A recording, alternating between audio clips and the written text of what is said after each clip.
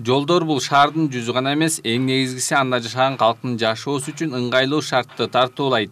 Талкаланган жолдор менен күчтүү экономиканы түзүү мүмкүн эмес. Кыргызстанда ондогон жылдардан бери, башкача айтканда Союз учурунан бери оңдолбогон жолдор бар. Бул жылы абал өзгөрөт. Анткени өлкө боюнча 153 чакырым жолду оңдоо пландалган. Тагыраагы ар бир райондо 3 чакырым жол калыбына келтирилет. Өзүңүздөргө белгилүү болгондой, 2020 жыл президентибиздин указы менен аймактарды өнүктүрүү, санариптештирүү жана балдарды коргоо жылына карата транспорт жана жол министрлиги тарабынан жалпысынан 152,9 километр жол куруу жумуштары каралган болчу. Ал жумуштардын бүгүнкү күндө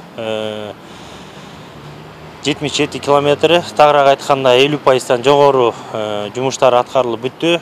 Калган объектилерде болсо жер жумуштары, ошол основания куруу жана ошондой эле суу өтүрчү түтүкчөлөрдү алмаштыруу жумуштары толугу менен аткарылып бүткөн. Азыркы күндө только асфальт төшөө жумуштары калды. Ошол асфальт төшөө жумуштары графиктер менен келе атат. Мына эле бир октябрь айына чейин уже демелер жумуштар толук бүткөрүлүп бүтөт.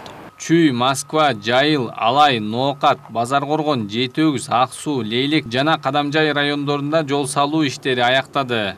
Калган жактарда оңдоп түзөө иштери октябрь айына чейин бүтөөрү айтылууда.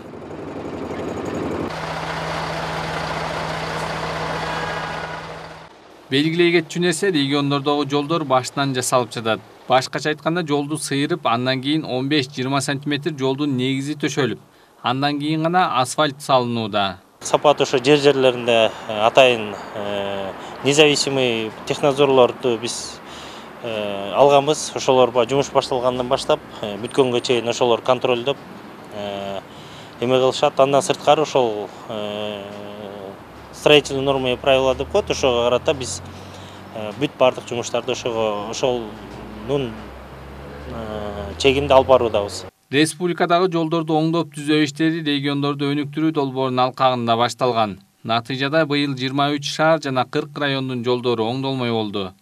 Канат Жолочиев, Бактыбек Маматсаев, Пирамида.